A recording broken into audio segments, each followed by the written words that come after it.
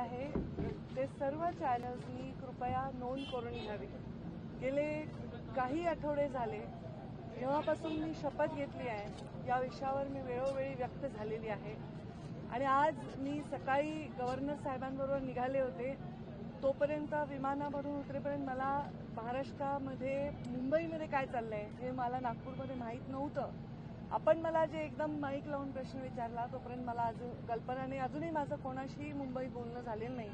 पण एखादी इंस्टाग्रामवरची गोष्ट बघून माझ्या लक्षात आलंय की मुंबईत काय चाललंय आणि त्याच्या निमित्ताने आपल्याला, कारण मी पंकजा गोपीनाथ मुंडे आहे म्हणून या विषयावर मी व्यक्त होणं आपली अपेक्षा आहे, त्याप्रमाणे मी व्यक्त होत आहे। मी जे व्यक्त होत आहे त्याचा आपण सर्वांनी सन्मान ठेवावा। मी जे बोलणार आहे त्याच्यानंतर कुठल्याही प्रश्नोत्तरासाठी जागा राहणार नाही। हा विषय अत्यंत ह्युमन विषय आहे, माणुसकीच्या दृष्टीने महत्त्वाचा विषय आहे। मला आपण प्रश्न विचारणार आहात त्यापूर्वी मी हे सांगते की काही व्हिडिओ सोशल मीडियावर व्हायरल झाले संतोष देशमुखांना मारण्याच्या संदर्भातले। मला त्याच्याविषयीची माहिती नाही, पण इंस्टाग्रामवर मी फक्त एक पोस्ट पाहिली। ते व्हिडिओ उघडायची किंवा बघायची माझी हिंमत देखील झाली नाही, कारण ज्यांनी त्यांना एवढ्या अमानुषपणे मारलंय आणि एवढ्या अमानुषपणे मारून त्याचा व्हिडिओ केलाय त्यांच्यामध्ये जेवढी निर्मनुष्यता आहे किंवा ह्या व्हिडिओचा काहीतरी आपल्याला वापर करायचा असा काहीतरी कोणीतरी प्रयत्न करत असेल त्याच्यामध्ये पण जी निर्मनुष्यता आहे ती माझ्यामध्ये नाही, ते बघण्याची माझी हिंमत नाही। संतोष देशमुखांच्या हत्येनंतर मी पहिल्यांदा मुख्यमंत्री महोदयांना पत्र दिलं होतं आणि 12 डिसेंबरला मी याच्यावर संपूर्ण भाषण माझं आपण पहा ऑनलाईन आहे, मी व्यक्त झालेली आहे। आता यामध्ये कोण आहे काय नाही, कोण इन्व्हॉल्व आहे, कोणाचा हात आहे हे केवळ आणि केवळ तपास यंत्रणेलाच माहिती आहे। त्यामध्ये कुठलाही हस्तक्षेप मी करण्याचं कारण नाही। एवढं मात्र नक्की सांगते की ज्या मुलांनी ही हत्या केलेली आहे त्या मुलांच्या मुळे समस्त राज्यातील समाज ज्यांचा काहीही दोष नाही तो सुद्धा मान खाली घालून गंभीरपणे वावरत आहे। खरं तर त्या समाजाची जी मुलं आणि ज्याची हत्या झाली त्याची एवढी निर्घृण हत्या झाली त्यामुळे तो समाज एका आक्रोशात वावरत आहे।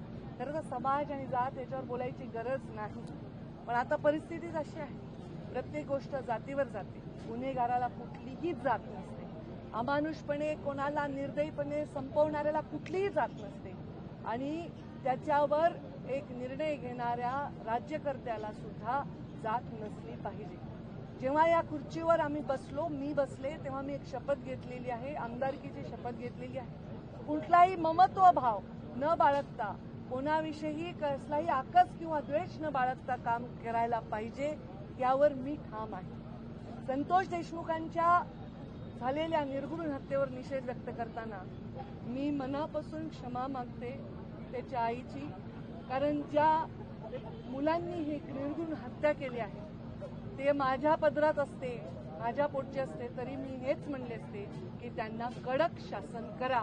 याच्या पलीकडे कोणताही राजकीय नेता एखादं व्यक्तिमत्व कोणीही भाष्य करू शकणार नाही। आज अजून एक तुमचा एकदम उतावळेपणा येतोय की मी काय गंभीर बोलते याच्याकडे दुर्लक्ष करून। तर धनंजय मुंडेंचा राजीनामा झालाय, मी त्याचंही स्वागत करते। हा राजीनामा फार आधी व्हायला पाहिजे होता, हा राजीनामापेक्षा शपथच नाही व्हायला पाहिजे होती, तर या सगळ्या गोष्टींना पुढच्या दोघांना कदाचित सामोरं जावं लागलं नसतं। घेणाऱ्यांनी सुद्धा आधी घ्यायला पाहिजे होता, धनंजयनी सुद्धा आधी राहायला पाहिजे होता।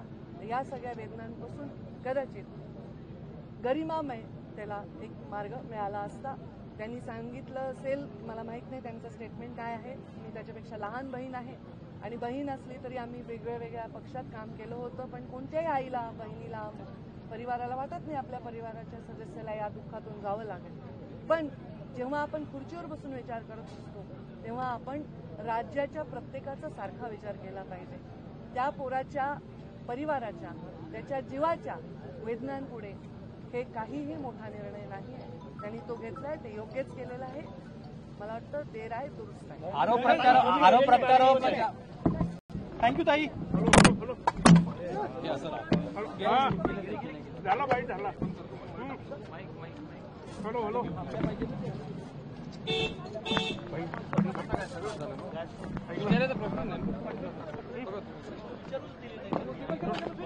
थांब रे बाबा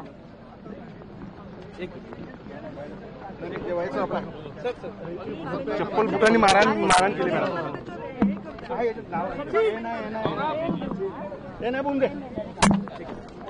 मॅडम जेवायला हो मी गव्हर्नर तिकडे गेले ना सर तिकडे जाते तिकडे जायचंय का मी कुठे जायचं इथे आहे आता सरांबरोबर जायला पाहिजे